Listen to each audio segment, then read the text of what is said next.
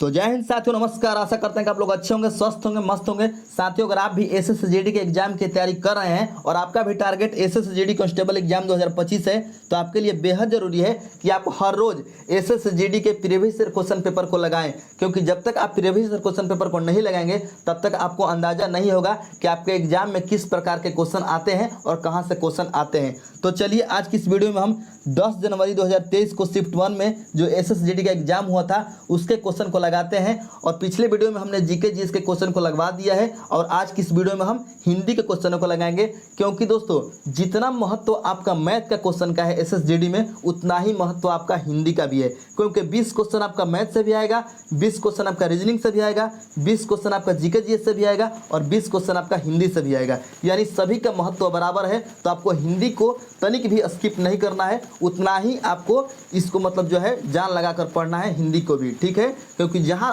आपका हिंदी में नंबर कटा आप मेरिट से बाहर हो जाएंगे, रिजल्ट से बाहर हो जाएंगे, ठीक है। तो चलिए हम देखते हैं हिंदी के क्वेश्चनों को।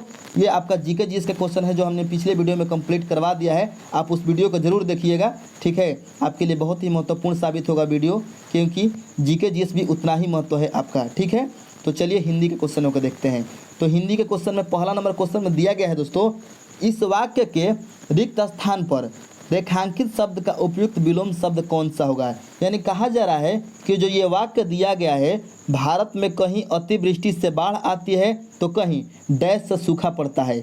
यानी क्वेश्चन कह रहा है कि अतिवृष्टि से बाढ़ आती है तो किस चीज़ से सूखा पड़ता है। तो यहाँ पर अतिवृष्टि का जो है यहाँ पर विलोम शब्द बताना है। तो अतिवृष्टि का विलोम शब्द होता है दोस्तों अनावृष्टि। यानी आपका सही उत्तर हो जाएगा ऑप्शन नंबर 2 अनावृष्टि। तो आपका वाक्य हो जाएगा भारत में कहीं अतिवृष्टि से बाढ़ आती है तो कहीं अनावृष्टि से सूखा पड़ता है, ठीक है। ये आपका आंसर हो जाएगा।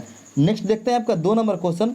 2 नंबर क्वेश्चन में दिया गया है दोस्तों, कर्ण खाने बीच मिठाई लाया। और कहा जा रहा है यहाँ पर उपरोक्त वाक्य में, यानी जो इस वाक्य है, इस वाक्य में कारक संबंधी त्रुटि पहचान कर निम्नलिखित में से शुद्ध वाक्य चुनिए। यानी इसमें कारक संबंधी त्रुटि चुनना है। तो आपका यहाँ पर सही उत्तर हो जाएगा दोस्तों। हम यहाँ पर डायरेक्ट आपको आंसर बताएंगे क्योंकि आपका ज़्यादा समय वेस्ट ना हो। यहाँ पर ऑप्शन नंबर 3 आपका सही उत्तर हो जाएगा, क्योंकि देखिए यहाँ पर कारक युक्त वाक्य है। कर्ण खाने के लिए मिठाई आया, यहाँ पर के लिए आ गया तो ये आपका कारक इसमें आ गया, ठीक है। तो ये आपका शुद्ध वाक्य हो गया। तो कर्ण खाने के लिए मिठाई लाया, ये आपका सही आंसर हो जाएगा ऑप्शन नंबर 3। नेक्स्ट है आपका 3 नंबर क्वेश्चन। 3 नंबर क्वेश्चन में दिया गया है दोस्तों, सुनैना खाना खा रही है, उपरोक्त वाक्य का भाववाच्य में रूपांतरण क्या होगा। तो यहाँ पर भाववाच्य में रूपांतरण करना है। तो ये जो है सुनैना खाना खा रही है, ये पहले से कर्तरी वाच्य में है।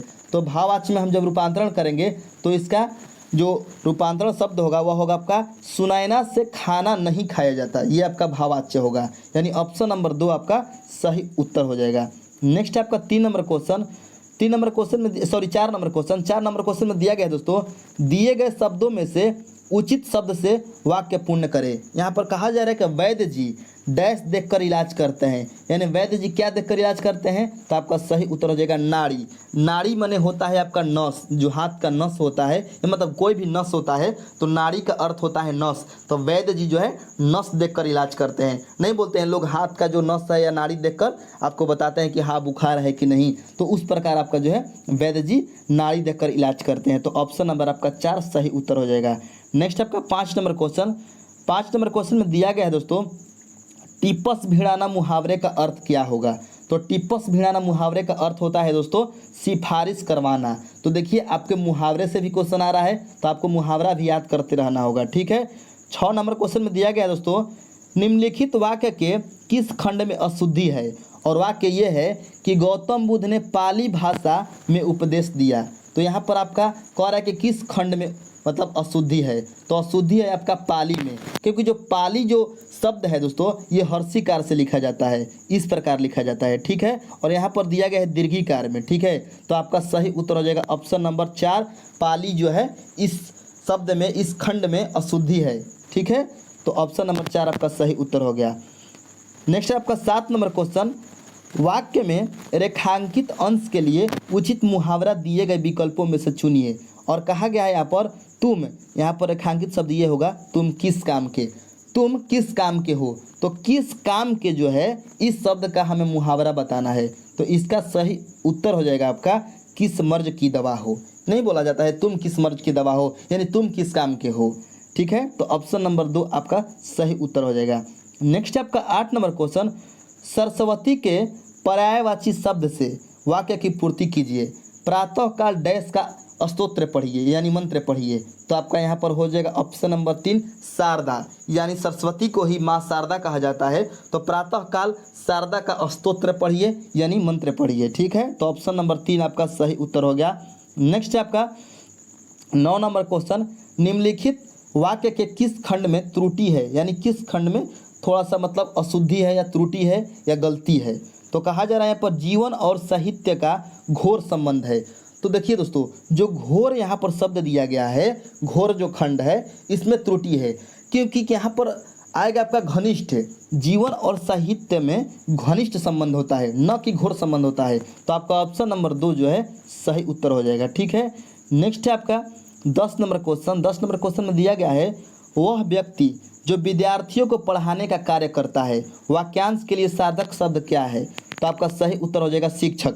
जो शिक्षक है ये विद्यार्थियों को पढ़ाने का कार्य करते हैं। आप देख सकते हैं कितना आसान एसएसजीडी में क्वेश्चन आ रहा है, आप आराम से निकाल सकते हैं दोस्त। आप बस हौसला रखिए और लगे रहिए। ठीक है, हमारे साथ आप जितना प्रीवियस क्वेश्चन पर प्रैक्टिस करेंगे आपका मतलब उतना ही चांसेस रहेगा आपका एग्जाम निकलने का, रिजल्ट होने का। ठीक है, नेक्स्ट यहाँ पर दिया गया है, लड़कियों का समूह, लड़कियों का समूह, और कहा जा रहा है कि रेखांकित पद समूह जो यानी जो रेखांकित किया गया है समूह को, समूह के बदले उपयुक्त शब्द का प्रयोग कीजिए। तो यहाँ पर आपका सही उत्तर हो जाएगा गट्ठर। या आप मतलब देखते होंगे कि लकड़ियों का जो गट्ठर होता है उसको एक समूह के रूप में देखा जाता है। ठीक है, तो आपका ऑप्शन नंबर 4 सही उत्तर हो गया। 12 नंबर क्वेश्चन में दिया गया है दोस्तों, शरीर का कोई भाग वाक्यांश के लिए उचित शब्द बताइए। तो आपका सही उत्तर हो जाएगा अवयव। ठीक है, नेक्स्ट आपका 13 नंबर क्वेश्चन, निम्न में से किस वाक्य में उत्कंठा के सही पर्यायवाची शब्द का प्रयोग हुआ है। तो उत्कंठा जो है इसका पर्यायवाची बताना है। तो उत्कंठा का पर्यायवाची होता है दोस्तों लालसा, यानी आपका ऑप्शन नंबर 1 सही उत्तर हो जाएगा। लालसा जो है ये उत्कंठा का पर्यायवाची शब्द होता है। ठीक है, तो यहाँ पर आपका हो जाएगा 90 में अब कोई लालसा शेष नहीं थी, ये आपका सही उत्तर हो जाएगा। नेक्स्ट है आपका 14 नंबर क्वेश्चन, पेड़ बढ़ता गया, इस वाक्य में प्रयुक्त संयुक्त क्रिया का नाम बताइए। यानी संयुक्त क्रिया कौन कौन सा है इसमें। तो आपका सही उत्तर हो जाएगा नित्यता बोधक संयुक्त क्रिया। यानी जो पेड़ है दोस्तों ये नित्य बढ़ते रहता है, तो यहाँ पर नित्यता बोधक संयुक्त क्रिया हो जाएगा। ठीक है, क्रिया हो जाएगा। नेक्स्ट है आपका 15 नंबर क्वेश्चन, निम्नलिखित वाक्यांश के लिए उपयुक्त सार्थक शब्द क्या है। और यहाँ पर दिया गया है जो कहा न जा सके, उसके लिए यहाँ पर एक शब्द लाना है। तो यहाँ पर हो जाएगा अकथ्य, यानी जो कहा ना जा सके उसे क्या कहते हैं, अकथ्य कहते हैं। ठीक है, नेक्स्ट है आपका 16 नंबर क्वेश्चन, और 16 नंबर क्वेश्चन जो है दोस्तों ये गद्यांश है, यानी आपको गद्यांश पढ़ना है और बताना है। तो देखिए यहाँ पर दिया गया है, हम डायरेक्ट आपको आंसर बता रहे हैं, आप देख लीजिएगा, ये PDF आपको मिल जाएगा। यहाँ पर दिया गया है मैत्री भाव सत्रात्मक तथा, यहाँ पर ऑप्शन नंबर ए में भरना है, सत्रात्मक तथा उच्च, यहाँ पर उच्च भरा जाएगा। ऑप्शन नंबर 4 आपका सही है। तो मैत्री भाव सत्रात्मक तथा उच्च वर्ग में गिना जाता है। मित्रता ऐसा उपहार है जो, तो देखिए अब दूसरा नंबर में क्या भरना है, हमारे दूसरा नंबर में भरना है आपको जो भाग्यशाली, यानी क्वेश्चन नंबर आपका जो यहाँ पर 17 है उसका हो जाएगा आंसर भाग्यशाली। अब भाग्यशाली भर लीजिएगा। उसके बाद यहाँ पर आपका 18 नंबर है, 18 नंबर में आपको भरना है पश्चाताप, यानी यहाँ पर कह रहा है कि सच्चा मित्र वही होता है जिसके कारण हमें कभी भी डैश ना हो, यानी पश्चाताप ना हो। ठीक है, यानी आपको गद्यांश पढ़कर आप भर सकते हैं। मात्र 5 क्वेश्चन आपका गद्यांश रहता है जिसको आप आसानी से वहाँ पर पढ़कर समझकर भर सकते हैं। 19 नंबर क्वेश्चन में कहा जा रहा है यहाँ पर 4 नंबर को भरना है रिक्त स्थान 4 की पूर्ति के लिए। तो जब भी हमारी ऐसी कोई आदत होती है जिससे दूसरे को परेशानी होती है तो ऐसी आदत डैश यानी छोड़ने में ही भलाई है, यानी ऑप्शन नंबर आपका 1 सही उत्तर हो जाएगा। 20 नंबर क्वेश्चन में दिया गया है 5 नंबर रिक्त स्थान को पूर्ति करने के लिए, तो मनुष्य एक सामाजिक प्राणी है। ठीक है, सामाजिक हो जाएगा। यहाँ पर देखिए मनुष्य तो सामाजिक प्राणी है, देखिए यहाँ पर सामाजिक हो जाएगा।